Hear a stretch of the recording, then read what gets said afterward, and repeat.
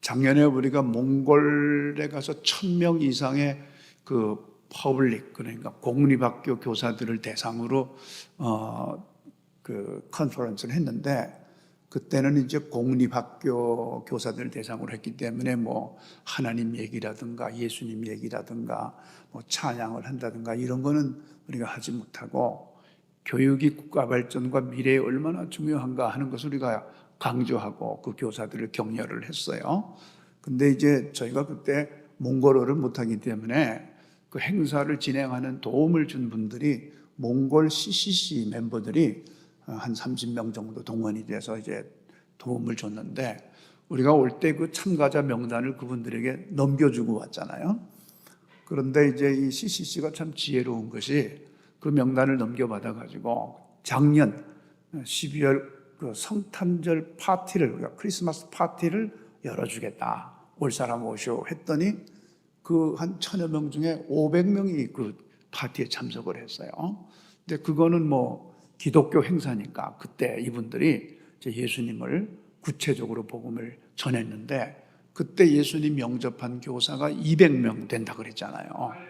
엄청난 일이죠, 사실. 그 예수님 알지 못하던 교사들이 200명이 예수님을 새로 영접했는데, 근데 이제 그로부터 한 10개월 정도 지났죠. 지난 8월에 여러분 알다시피 제가 몽골에 가가지고 몽골 CCC가 주최하는 기독교 대표 교사 리더십 컨퍼런스를 제가 한 2시간 정도 강사로 갔는데, 근데 이제 그 끝나고 얘기하는 게 이분들이 그때 그 교사들을 중심으로 계속 양육하고 해가지고 지금 1,800명 네트워크가 생겼다는 거예요.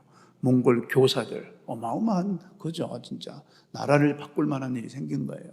그래서 이번에는 그 교사들을 위해서 아예 수련회식으로 1일 부흥회식으로 해가지고 마음껏 하나님을 얘기하고 예수님을 얘기하고 찬양을 하고 기도하고 국가를 위해서, 교육을 위해서, 또 학생들을 위해서 기도하는 그런 시간을 갖자. 그래서 11월 1일, 그러니까 작년 11월 첫 주에서 딱 1주년이 되는 때예요. 그래서 그런 시간을 갖기로 했으니까 이 엄청난 일이죠, 사실은. 그런데 이제 아무래도 그거를 이제 하려면은 외국인인 우리가 주최하는 거는 또 몽골 정부하고 좀 어려움이 있을 수도 있기 때문에 여러분들이 다 주최하고, 또 강사도 사실 이 통역해서 설교를 하거나 이렇게 하면 굉장히 그 효과가 반감돼요. 그래서 설교자고 뭐고 다 여러분들이 다 몽골 사람으로 하고 우리는 그냥 후원해 주겠다, 같이 가서 기도해 주겠다, 이렇게 해가지고 아주 몽골 목사님들 중에 아주 이 프리칭이 대단한 분을 강사로 세워가지고 이번에 준비를 하고, 또 몽골에서 제일 잘하는 찬양팀을 또 이분들이 구성해가지고 지금 준비를 잘하고 있어요. 그래서 이것은 너무나 귀한 일이라고 생각합니다. 그리고 또 우리 지금 성도들 중에 말 못한 상황에서 지금 어려움을 겪고 있는 성도들이 여럿 계세요. 이렇게 표현하지는 못하지만은, 그래서 앞으로 한 3주 동안에 특별히 좀 교회에서 새벽에 기도를 해야 되겠구나, 이런 일들이 있기 때문에 저도 이제 몸 상태가 좋지 않아가지고 자꾸 의사들이 저보고 7시간 이상 자라는 거예요. 평생 5시간 미만 잤는데 이 잠 2시간 더 자는 게 굉장히 고문이더라고요. 그냥 누워있어도 잠 안 오는데 꾸역꾸역 자려고 하니까 어쨌든 어느 정도 좀 몸도 회복이 되고 그래가지고 이 시급한 상황에서 앞으로 이번 월요일부터 3주 동안 제가 직접 예배당에 나와서 말씀도 전하면서 하나님께 좀 울부짖어야 되겠다, 이런 생각을 갖고 있습니다. 여러분 같은 마음으로 좀 더 또 기도하기 참 좋은 계절이잖아요. 가을 날씨가 얼마나 좋습니까? 그러니까 바짝 우리가 긴장하고 하나님 앞에 나와서 이 큰 일을 앞에 놓고 기도함으로 준비할 수 있기를 기대하겠습니다. 인간사 세옹지마라는 말을 우리가 많이 듣잖아요. 이것은 그 변방에 있는 노인과 말에 관한 이야기라는 그런 의미예요. 중국 북쪽 변방에 한 노인이 있었는데 아끼던 말이 도망을 가가지고 오랑캐들이 사는 지역으로 가버렸어요. 그래서 마을 사람들이 와서 아이고 어떡하냐고 그 말이 도망가가지고 그랬더니 노인이 꼭 이게 나쁜 일만은 아닐 것이다. 이렇게 이제 여유 있게 얘기를 했는데 진짜 얼마 후에 그 도망쳤던 말이 오랑캐 지역에서 여러 마리 말을 끌고 왔어요, 오히려. 그래서 그 봐라. 마을 사람들이 어이구 진짜 그렇네 하고 축하를 해줬는데 이 노인이 또 그러는 거예요. 아이고 뭘 또 두고 봐야지 이 일이 오히려 화가 될 수도 있다. 이런 얘기를 하는 거예요. 그런데 이 여러 마리 말을 끌고 와서 복이 되는 줄 알았더니 그 말을 그 노인의 외아들이 타다가 그 말에서 떨어져 가지고 다리가 부러지고 이렇게 중상을 입었네요.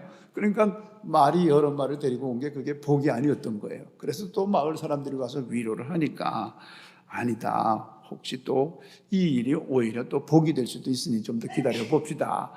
그랬더니 얼마 후에 전쟁이 터졌는데 동네 아들들을 다 끌고 가는데 이 아들은 다쳤다고 안 데리고 가는 거예요. 또 이게 오히려 복이 됐다. 뭐 이런 얘기입니다.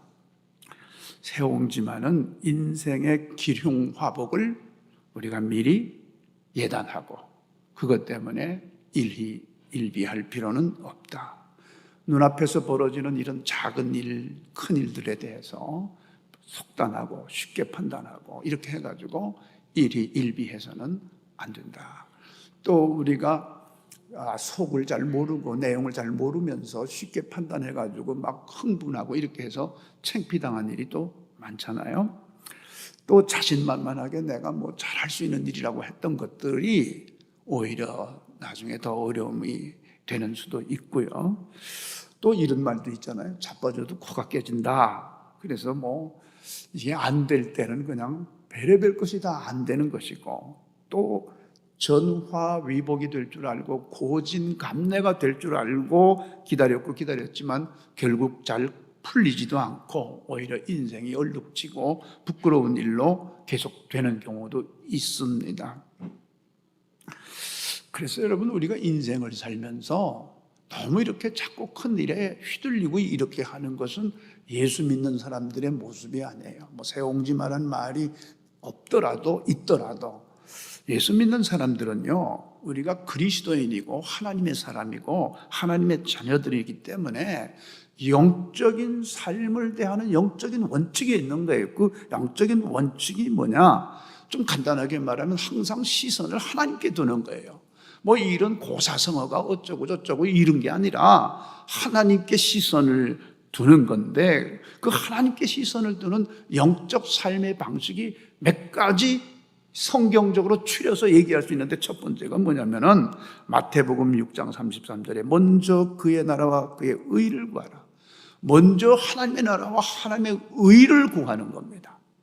그거예요. 두 번째, 요한 3서 1장 2절에 보면 사랑하는 자여 내 영혼이 잘됨같이 내가 범사에 잘되고 강건하기를 내가 간구한다. 그러니까 영혼이 잘되는 일에 집중하는 거예요. 두 번째는 뭐 다른 거 잘되고 못되는 거 별로 상관하지 않고 내 영혼이 잘되는 일에 집중하면 다른 일은 그냥 잘 될 거라는 거예요. 세 번째, 로마서 8장 28절에 보면 우리가 알거니와 하나님을 사랑하는 자 곧 그의 뜻대로 부르심을 입은 자들에게는 모든 것이 합력하여 선을 이룬다. 그러니까 하나님을 사랑하는 일에 집중하는 거예요. 세 번째는 하나님을 사랑하는 일에 집중하는 겁니다. 네 번째, 디모데전서 4장 4절로 5절에 보면은 하나님께서 지으신 모든 것이 선함에 감사함으로 받으면 버릴 것이 없다. 뭐든지 작은 일이든 큰 일이든 세옹짐하고 뭐고 따질 것 없이 그냥 감사함으로 받는 거예요. 한 대 맞았으면 주여 두 대 안 맞게 하시니 감사합니다. 뭐 감사하려고 이유를 찾으면 얼마든지 감사할 수가 있잖아요. 아침에 세수하다가 삐끗해서 허리가 삐끗했어요. 그래서 지금 상태가 이걸 뭘 이렇게 해야 되는 상태거든요. 아니 아주 그냥 깐데 또 깔아서인가 이게 어떻게 된 건가 지금 목이 아파 죽겠는데 지금 또 여기다가 또 아니 이렇게 뭐가 안 풀리는가.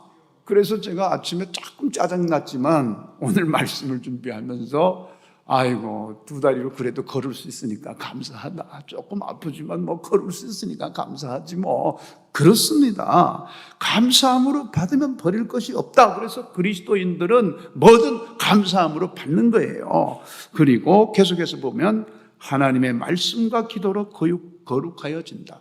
우리가 가진 특권이 뭡니까? 하나님의 말씀, 기도가 우리의 특권 아닙니까? 어떤 사람들이 하나님의 말씀을 붙잡을 수 있습니까? 예수 믿는 사람, 하나님의 자녀들이 하나님의 말씀을 붙잡을 수가 있고, 어떤 사람들이 기도할 수 있습니까?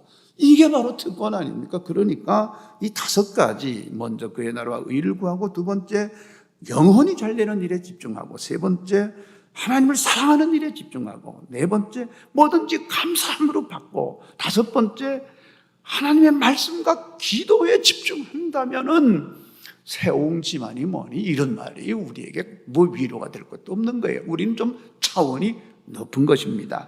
이렇게 여러분 삶의 태도를 하나님의 자녀에 답도록 견지하고 나가시기를 주의 이름으로 축원합니다. 그 다음에 2번째로 생각해야 될 것은요, 우리가 무엇에 간절함이 있는가? 하나님께서 어디에 관심을 갖고 계신가? 여기에 대해서 우리가 좀 집중할 필요가 있습니다. 디모데전서 2장 4절에 보면 하나님은 모든 사람이 구원을 받으며 진리를 아는 데 이르기를 원한다. 하나님은 모든 사람이 구원받고 진리를 아는 데 이르기를 원하는 거예요. 때로 우리에게 미움이 들어올 때가 있잖아요. 불편한 마음이 들어올 때가 있잖아요. 그럴 때 이걸 먼저 떠올리십시오. 하나님께서는 저 사람도 구원받기를 원하고 저 사람도 진리를 아는 데 이르기를 원하는 귀중한 생명입니다. 그러니까 그 사람을 어찌 미워할 수 있겠습니까? 그 사람의 영혼이 구원받기를 원하는 마음이 분명하다면 어찌 그를 미워할 수 있겠습니까? 2번째로 고린도전서 10장 33절, 나와 같이 모든 일에 모든 사람을 기쁘게 하여 자신의 유익을 구하지 아니하고 많은 사람의 유익을 구하여 그들로 구원을 받게 하라. 어떻게 하면 모든 사람을 기쁘게 하고 내 유익을 포기할 수 있을 것인가? 어떻게 하면 내 유익을 포기하고 누군가를 기쁘게 할 수 있을 것인가? 이런 모습은 바보 같은 모습이고요. 이런 모습은 찌질한 모습으로 여겨질 수도 있습니다. 어쩌면 사람이 저렇게 찌질해? 어쩌면 저렇게 사람이 바보 같다? 어떻게 저런 모습이야? 누군가를 기쁘게 하려고 자기 유익을 다 포기하는 이 모습. 그런데 이 모습은 하나님을 믿는 사람들만 견지할 수 있는 모습인 거죠. 그리고 디모데전서 4장 15절에는 이 모든 일에 전심전력하여 너의 성숙함을 모든 사람에게 나타내야 된다. 여러분, 우리의 미숙함이 많은 문제를 만듭니다. 나이가 많다고 성숙한 게 아닙니다, 여러분. 오래 살았다고 성숙한 게 아닙니다. 우리의 미숙함 때문에 누군가를 넘어지게 하고 자빠지게 하고 시험에 들게 하는 일이 얼마나 많습니까? 그렇기 때문에 전심전력하여 너의 성숙함을 모든 사람에게 나타내게 해야 된다. 여러분, 성숙함에 관심을 가지십시오. 인격적으로, 신앙적으로, 인간관계적으로 성숙함에 관심을 가져야 됩니다. 불쑥불쑥 튀어나가면 안 됩니다, 여러분. 한 번 더 생각해 보십시오. 이 자리에서 내가 그런 말을 해야 될 것인가? 이 자리에서 내가 그런 행동을 해야 될 것인가? 누군가 배려하지 않고 나만을 생각하고 튀어나가는 나의 모습이 얼마나 부끄러운 모습인가, 미성숙한 모습인가를 생각해 봐야 하는 것입니다. 그리고 골로새서 1장 28절에 보면 우리가 그를 전파하여 각 사람을 권하고 모든 지혜로 각 사람을 가르치면 각 사람을 그리스도 안에서 완전한 자로 세우려 합니다. 그러니까 더 성숙한 자로 세우기 위하여 바울 사도님은 그토록 목회를 한 거예요. 저도 목회자이고 여기에 목회자들이 여러 계시죠. 1차적으로 목회자들은 성도들이 더 성숙해지고 그리스도 안에서 더 완전한 자로 세워지는 것에 깊은 관심과 초점을 가지고 그들을 바라봐야 될 것이고, 또 교회에 직분자들이 계시잖아요. 장로님도 계시고 권사님도 계시고 집사님도 계시고 이렇게 직분을 맡은 자들이 성도들을 바라볼 때 어떻게 하면 저들을 더 성숙한 모습으로 더 완전한 자로 세워드릴 것인가 하는 일에 초점을 맞춰야 됩니다. 이게 바로 하나님께서 우리를 바라보시는 모습이라는 거예요. 자, 그 다음에 오늘 본문 말씀을 좀 보겠습니다. 오늘은 고기잡이, 그러니까 어획에 실패한 어부들에게 예수님께서 내리신 처방, 그 처방대로 했더니 어떤 일이 벌어졌는지를 보여주는 게 오늘 본문의 내용입니다. 밤새도록 그물을 내렸지만은 하나도 잡지를 못했어요. 베드로를 비롯한 어부들은 갈릴리에서 어린 시절부터 평생을 살아오면서 어느 시기에, 어느 시절에, 언제, 어디 가면 무슨 고기가 잡힌다 하는 것을 다 아는 사람들이에요. 소위 빠삭하게 꿰고 있는 사람들이에요. 이때쯤이면 여기 가서 그물을 내리면 많은 고기를 잡을 수 있다라고 생각할 수 있고 경험했던 사람들이기 때문에 그날도 변함없이 고깃배를 이끌고 그 시간에 그곳에 가서 그물을 내렸는데 밤새도록 했지만 잡지를 못했어요. 어획에 실패한 것입니다. 자, 여기에 대해서 예수님께서 깊은 데로 가서 다시 한 번 더 내려봐라.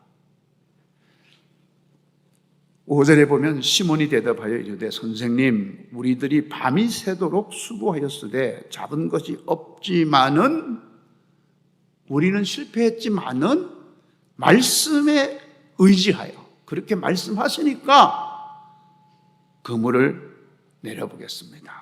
6절에 그렇게 했더니 고기를 잡은 것이 심이 많아 그물이 찢어질 정도였다. 본인들이 평소에 경험을 가지고 고기잡이 했던 것과는 상상을 초월한 결과를 가져온 거죠.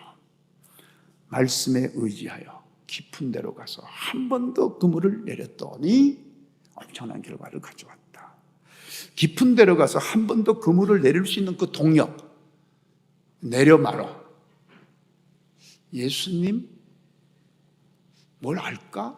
고기잡이, 그 사람이 고기잡이에 대해서 알까? 괜히 와가지고 우리 보고 더 내리라고 그래? 내려야 되나 말아야 되나? 그래, 한 번 더 내려보자 하는 이 결정을 하는 동력이 어디서 왔겠습니까? 나름대로의 판단을 내려놓고 예수님의 말씀대로 순종할 수 있었던 이것이 어디에서 왔습니까?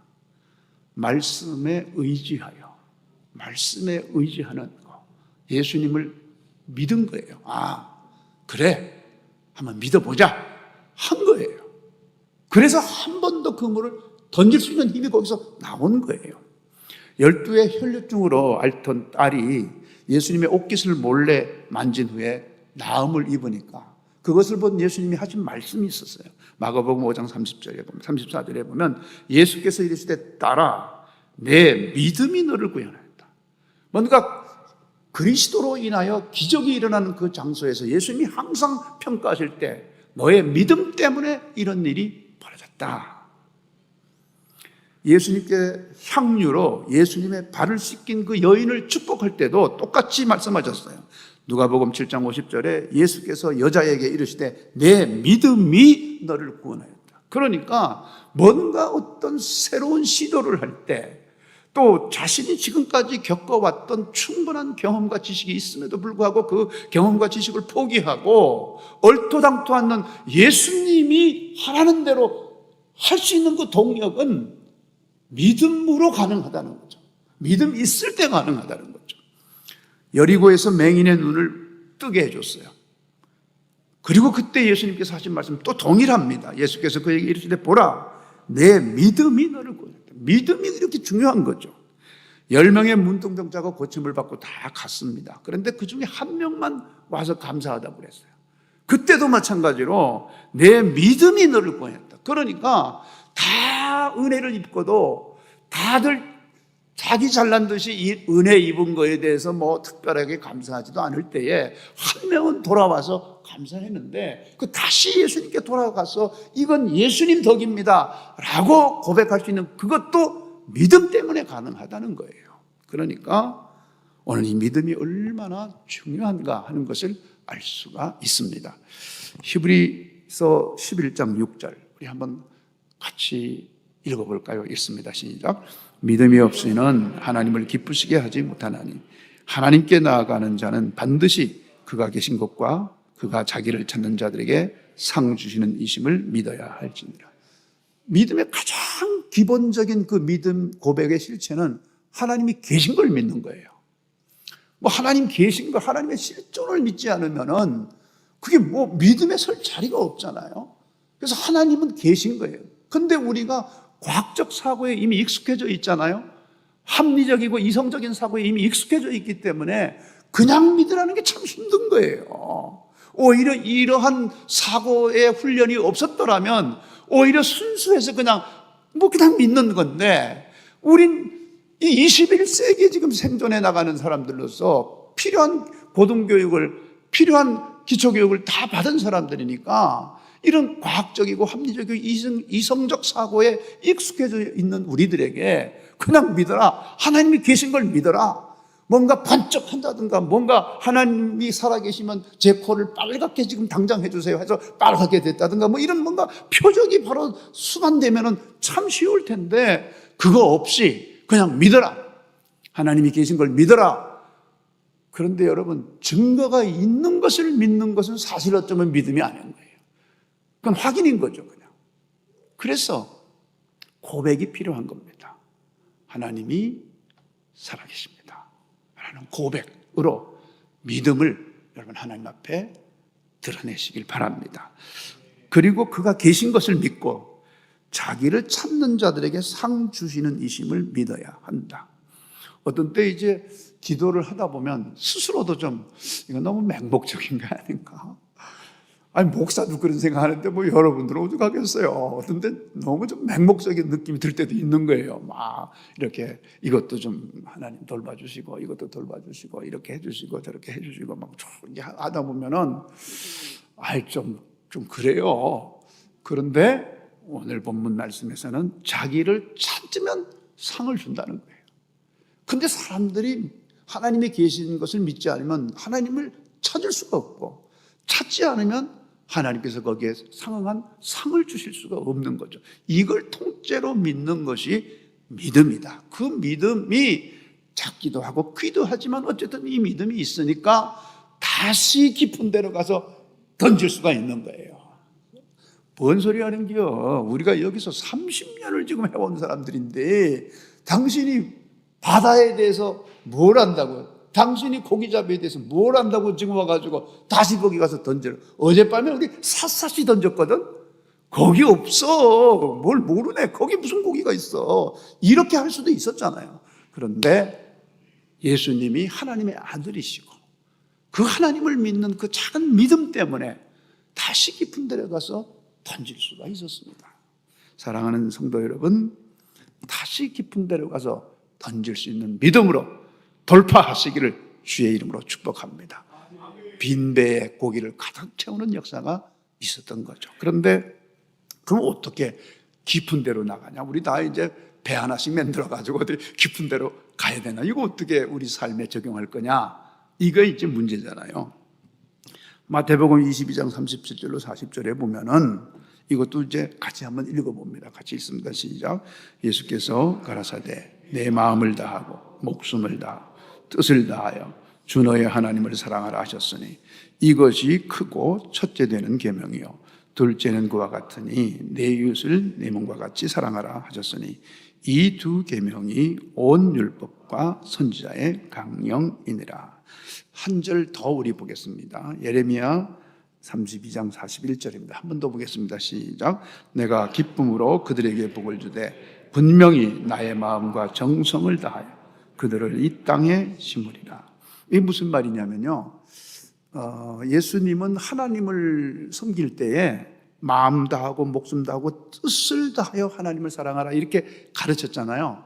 그런데 하나님도 우리 인간을 대할 때에 내가 기쁨으로 그들에게 복을 주되 분명히 나의 마음과 정성을 다하여 그들을 이 땅에. 그러니까 하나님도 똑같은 거예요. 우리에게 아주 마음과 정성을 다하여 우리를 이 땅에 심으시는 거예요. 그러니까 우리도 하나님께 나아갈 때에 마음을 다하고 목숨을 다하고 뜻을 다하여 하나님께 나아가는 것. 이게 바로 깊은 데로 가는 신앙인 거예요. 마음을 다하고 목숨을 다하고 뜻을 다하고. 이게 흐트러지면은 사탄이 바로 타고 들어오는 겁니다. 그렇게 믿음 좋은 분들이 왜 흔들립니까, 여러분? 마치 하나님이 우리를 대하듯이 우리도 마음을 다하고 목숨을 다하고 뜻을 다하여 하나님 앞에 나가는데 이게 흐트러지면 그 틈을 타고 사탄이 들어와서 우리를 마구마구 흔들어 놓는 거예요. 하나님께 마음과 목숨과 뜻을 다하여 나아가는 것. 이게 바로 깊은 데로 나아가는 것입니다. 야고보서 4장 8절에 보면 하나님을 가까이 하라 그리하면 너희를 가까이 하시리라. 죄인들아 손을 깨끗이 하라. 두 마음을 품은 자들아 마음을 성결하게 하라. 같은 야고보서 1장 7절로 8절에 보면 이런 사람은 무엇이든지 주께 얻기를 생각하지 말라. 두 마음을 품어 모든 일에 정함이 없는 자로다. 그렇습니다. 우리가 두 마음을 품으면 온 마음과 정성과 뜻을 다하여 하나님께 나가지 못하고 뭔가 두 마음을 품어서 틈이 생기면 사단이 우리를 흔들어 놓게 되는 것이죠. 눈앞에 펼쳐지는 보이는 현상들 때문에 여러분 낙심하고 좌절하고 의심하고 포기하고 믿음을 던져버릴 수도 있습니다. 그렇지만 제가 한 선교사님의 간증을 여러분에게 소개하면서 큰 깊은 데로 나아가는 은혜를 입기를 바랍니다. 침례교 선교사인 한재성 선교사는 아마 아시는 분들도 있을 겁니다. 태권도 선교사로 1991년 구소련이 붕괴한 다음에 6년 차인 1997년 4월 중앙아시아 카자흐스탄 땅에 두 딸과 아내 김진희 선교사와 함께 도착했습니다. 얼마나 행복해 보입니까? 겨울 평균 영하 마이너스 30도의 추위와 함께 현지 언어가 되지 않고 또 여러 가지 이질적인 이슬람 문화에 적응하는 것이 고통 그 자체였습니다. 그렇지만 주님의 부르심에 순종하는 온 마음을 다하여 순종하며 그 땅에서 선교적 사역을 감당했습니다. 현지에서 열매가 열립니다. 제자들이 생깁니다. 그렇지만 그 첫 열매라고 생각했던 제자가 선교비를 횡령하고 사라지고 또 이유 없이 현지인에게 집단 폭행을 당하고 또 온갖 이유로 현지 정보 당국으로부터 신문을 받고 구금당하고 추방당하는 그런 핍박을 계속해서 경험을 합니다. 추방을 당하여 그 나라에 다시 들어갈 수 없을 줄 알았는데 우여곡절 끝에 다시 2004년 4월에 카자흐스탄에 다시 찾아갑니다. 그리고 5개월째 사역하던 중에 지역 갱단으로부터 선교사님의 집은 습격을 당하고 아내 김진희 선교사는 그 일로 끝내 순교를 당하고 맙니다. 더 가슴이 아픈 것은 갱단의 배후에 자신이 믿고 키워왔던 현지 제자도 있었다는 사실에 큰 좌절과 실망을 느끼게 됩니다. 마치 유다에게 배신당한 예수님의 심정이 아니었겠습니까? 결혼 10년 만에 아내는 결국 이방 땅 선교지에서 불의의 공격을 받고 만 35세에 순교를 당하고 말았습니다. 이 말로 형용할 수 없는 아픔을 가지고 다시 일어섰습니다. 포기하지 않고 선교시를 다시 지킵니다. 그런 선교사님의 모습을 보고 불의의 사고나 질병으로 아내를 먼저 보내고 시리에 빠져서 스스로 목숨을 끊을까 고민하던 비슷한 처지의 많은 사람들이 이 한 선교사님의 모습을 보고 다시 일어나서 예수님을 새로 만나고 다시 인생을 주님 앞에 시작하는 일이 많이 있었다고 합니다. 어쨌든 시간이 지난 다음에 하나님이 보내주신 새로운 반려자와 함께 남겨진 두 딸을 친어머니 이상으로 그분이 잘 키워서 시집을 보내고 그리고 그 후에 새로운 자녀 6명을 더 하나님이 주셔서 하나님의 일을 계속 힘있게 해나가고 있다고 합니다. 현재는 2014년부터 우크라이나에서 전쟁 난민을 보살피며 구호활동과 복음전도 활동을 활발하게 펼치고 있다고 합니다. 이것이 바로 처참한 실패와 좌절과 억울한 상황 속에서도 두 마음을 품지 아니하고 다시 깊은 데로 가서 그물을 던지라. 그런데 그 예수님의 말씀에 순종하듯이 더 깊은 데로 나가서 그물을 던지는 그 믿음의 사람들의 모습이 아니겠습니까? 왜 예수님은 어획에 실패하여 낙심한 어부들에게 깊은 데로 가서 다시 한 번 더 던지라고 말씀하셨겠습니까? 여기는 이제 끝이야. 여기는 고기 없어. 내가 얼마나 많이 여기서 고기 잡아봤는데 하고 끝낼 수밖에 없는 그런 상황 속에서 다시 예수님을 만나서 예수님의 명령에 순종하고 놀라운 결과를 일으킨 이것. 그런데 깊은 데로 가서 다시 던지라고 하신 이 예수님의 말씀이 단지 고기를 많이 잡게 하기 위하여 그랬을까요? 고기를 잡은 것이 심이 많아 그물이 찢어지도록 잡혔다는데 그것을 보여주기 위해서 깊은 데로 가서 그물을 던지라고 했을까요? 어부들을 다시 부유하게 만드시기 위하여 그리했을까요? 어획에 실패한 현실적인 보상, 물론 큰 선물임에 틀림없지만 사실 그것은 진짜 목적은 아니었습니다. 왜냐하면 누가복음 5장 8절로 9절 그 내용을 보면은 시몬 베드로가 이것을 보고 예수의 무릎 앞에 엎드려 이르되 주여 나를 떠나소서 나는 죄인이로소이다. 이거 고백이 이상하지 않습니까? 이 정도 됐으면 주님 절대 떠나면 안 됩니다. 내일은 어디에 던지면 좋겠습니까? 모레는 어디에 던지면 좋겠습니까? 이래야 정상인데 이 거꾸로 아이고 감당 안 됩니다. 떠나십시오. 그리고 제가 죄인입니다. 이 일로 베드로는 자신이 죄인이라는 걸 알게 된 거예요.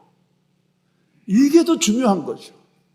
여러분, 우리가 뭔가 물질적인 엄청난 보상을 받고 야 그래서 예수님이 살아계시다 이런 고백보다는 예수님의 역사하심 때문에 자신의 죄를 고백할 수 있는 영적으로 자신을 통찰하고 돌아보는 이 일이 훨씬 더 중요한 일이라는 거예요. 비전문가 예수님의 새로운 처방에 대하여 잠시나마 자신이 비난했던 모습이 떠올랐을까요? 왜 회개했겠어요? 어부로서 평생을 살아온 자신들의 오만함에 대한 부끄러운 그 모습을 봤을까요? 생각지도 못한 초자연적이고 놀라운 그런 역사로 인하여 상상을 초월하는 어획고에 놀란 나머지 큰 두려움이 몰려와서 주님 앞에 무릎을 꿇었을까요? 누가복음 5장 10절로 11절로 결론을 맺습니다. 한 번 더 같이 읽습니다. 시작. 세베대의 아들로서 시몬의 동업자인 야고보와 요한도 놀랐습니다. 예수께서 시몬에게 이르시되 무서워하지 말라. 이제부로는 내가 사람을 취하리냐 하시니 그들이 배들을 육지에 대고 모든 것을 버려두고 예수를 따르니라. 예수님은 고기 잡는 거 맘만 먹이면 얼마든지 할 수 있어. 그거 그렇게 중요한 거 아니거든. 사람 낚는 거 하자 나하고. 나 필요하면 언제든지 그물이 찢어지도록 고기는 잡게 해줄 거야. 그런데 그건 그렇게 중요한 일은 아니야.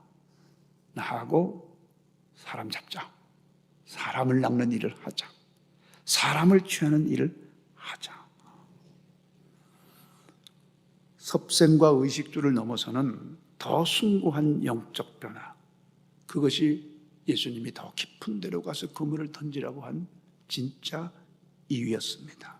여러분, 지금 우리의 모습 어떻습니까? 사람을 낳고 영혼을 살리는 그런 일에 관심을 가진 모습입니까? 아니면 여전히 더 많은 고기를 잡아서 찢어지게 잡아서 더 풍요함을 누리고자 하는 그것이 우리의 관심입니까?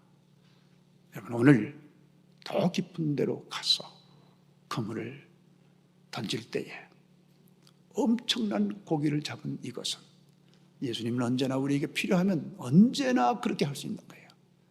우리의 진짜 관심은 누군가의 영혼에 더 깊은 관심을 가질 수 있기를 주님의 이름으로 축복합니다.